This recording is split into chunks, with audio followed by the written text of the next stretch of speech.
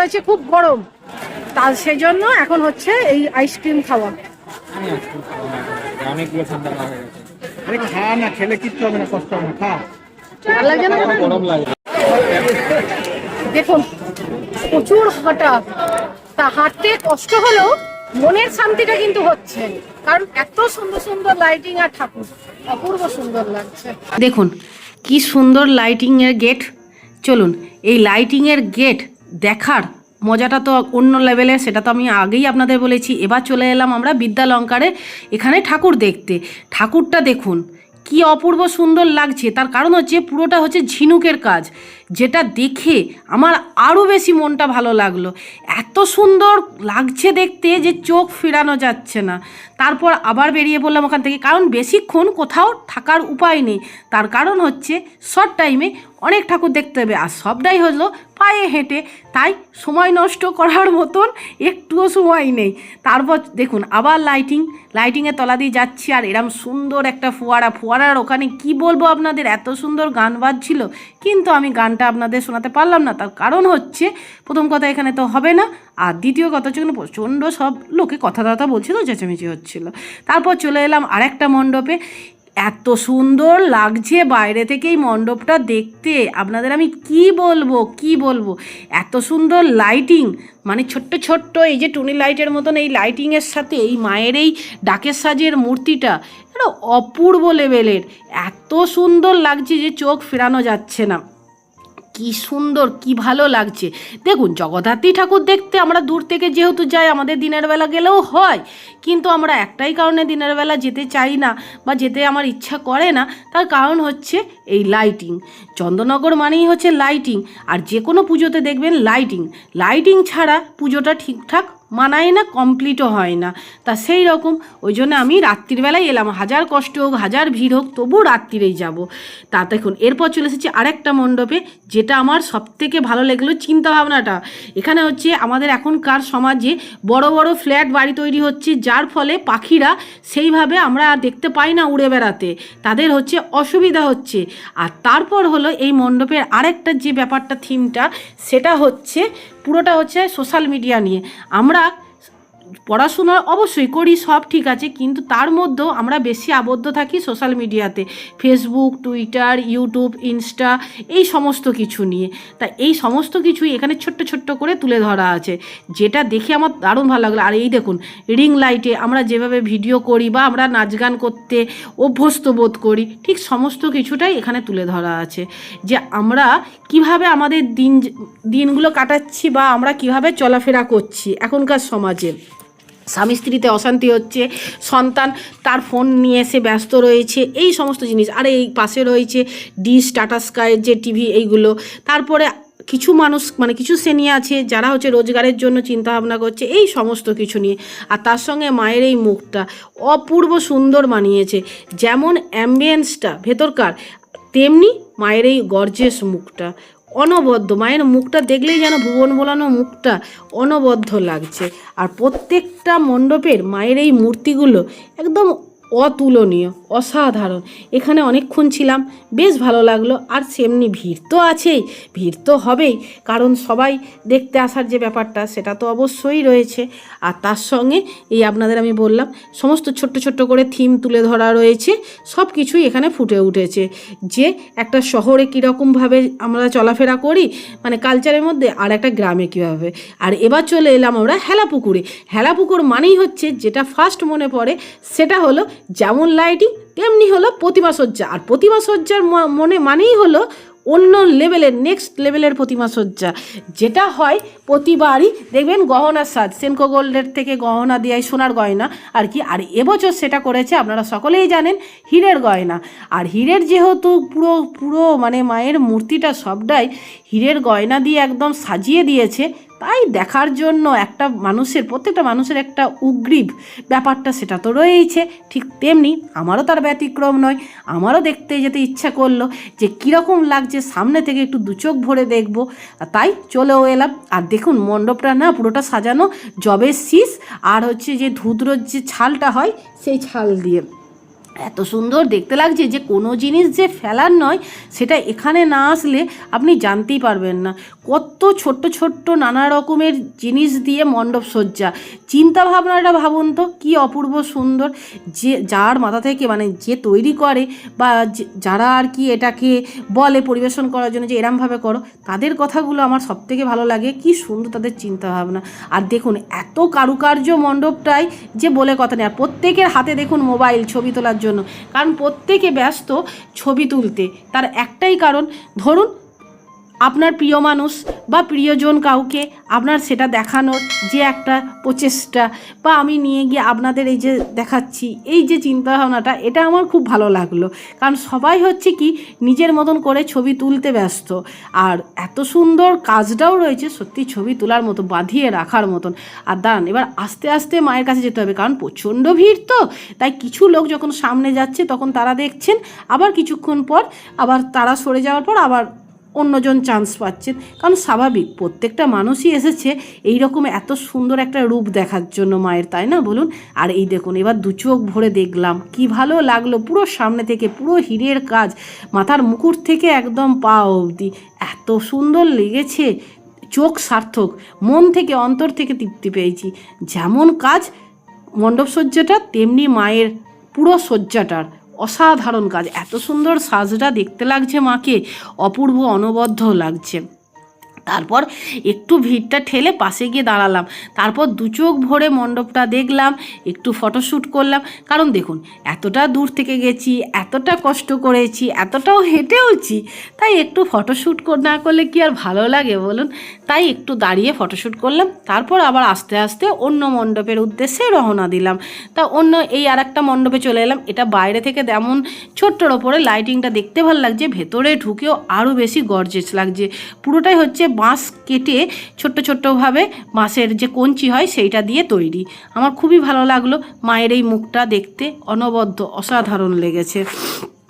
তারপর আমরা সবাই মিলে না বসে পড়লাম, আর পারছি না। আর সৌরজিৎ পাশ থেকে বলছে, তুমি হেলা পুকুরে এসে ঠাকুর দেখে কি হেলে পড়েছো? আমি বলছি তাই হয়তো হবে। তারপর চলে এলাম আর একটা মণ্ডপে। এটা হচ্ছে যোগব্যায়াম, যে আমরা করলে মানে প্রত্যেক মানুষ আর কি যোগব্যায়াম করলে যেরকম লাগে দেখতে, ঠিক সেই রকম। আর যোগব্যায়াম হচ্ছে আমাদের প্রত্যেকের জন্য খুবই একটা উপকারী ব্যায়াম।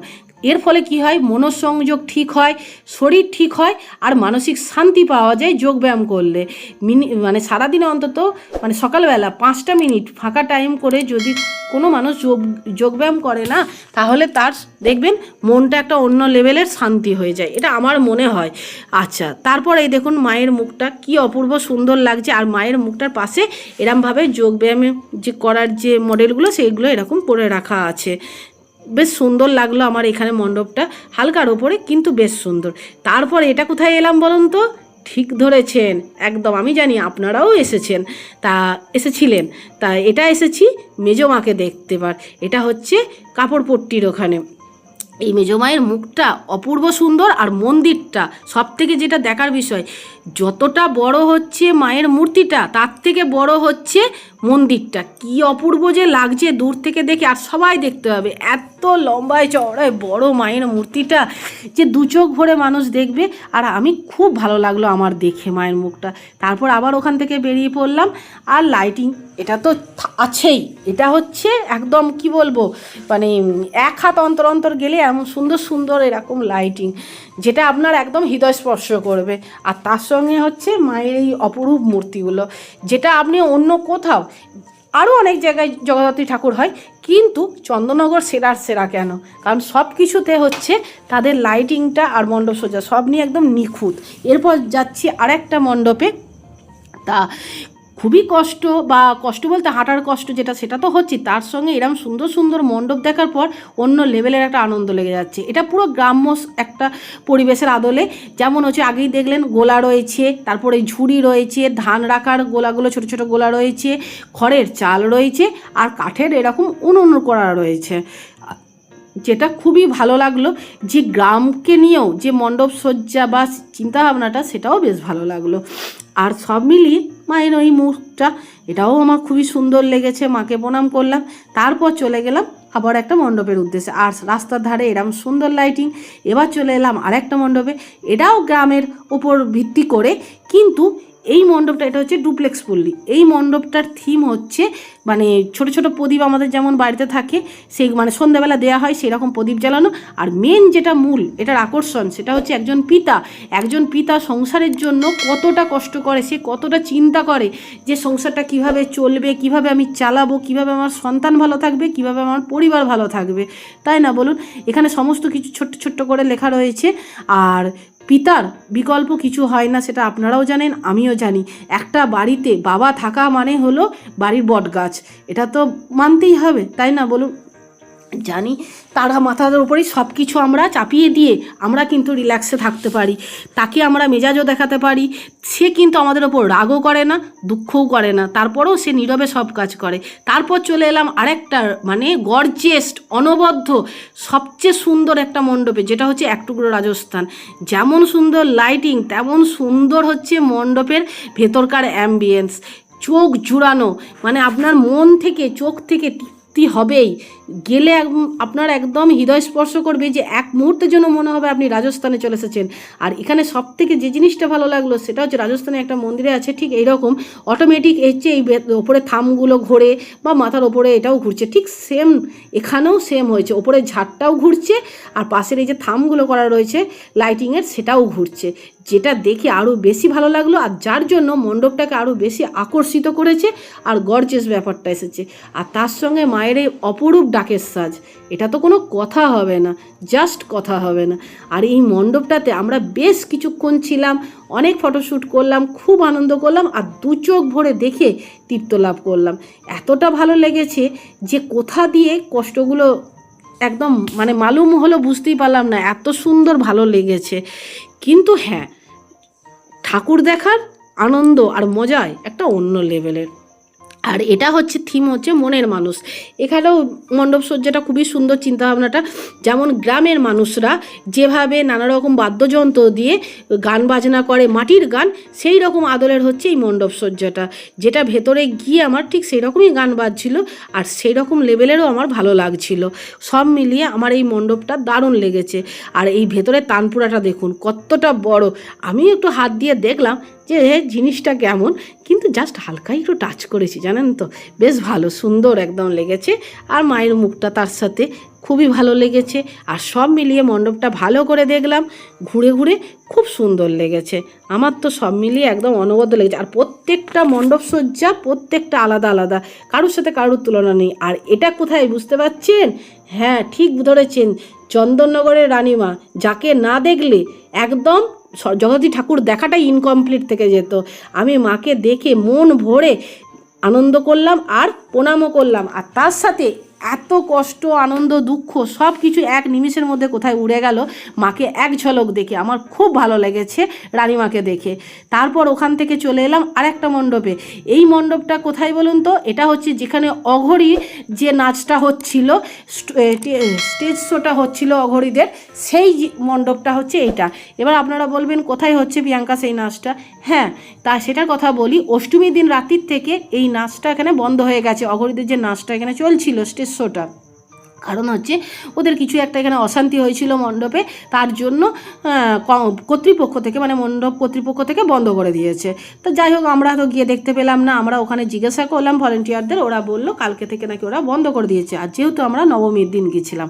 আর এই পাশে একটুখানি ঝর্ণা মতন করেছে, মানে একটা শিবের মন্দিরে যেভাবে থাকে ঠিক সেই রকম পুরনো শিবের মন্দিরে পাশে রয়েছে ঝর্ণা, তার পাশে হচ্ছে মহাদেবের মন্দির।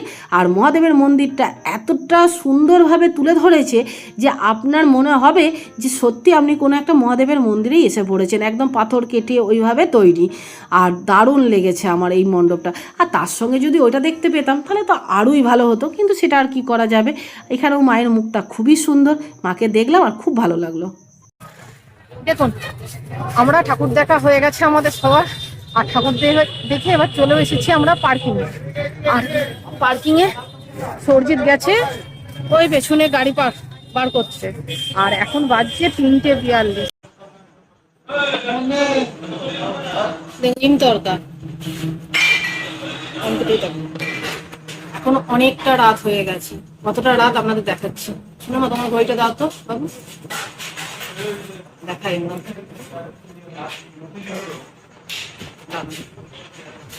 দেখছেন 4:05, আমরা 8টা থেকে হাঁটা শুরু করেছিলাম আর এখন 4:05 বাজছে।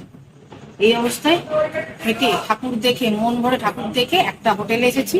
এখানে হচ্ছে ডিম তড়কা আর হচ্ছে রুটি আসছে গরম গরম। চল, আজ এ পর্যন্ত।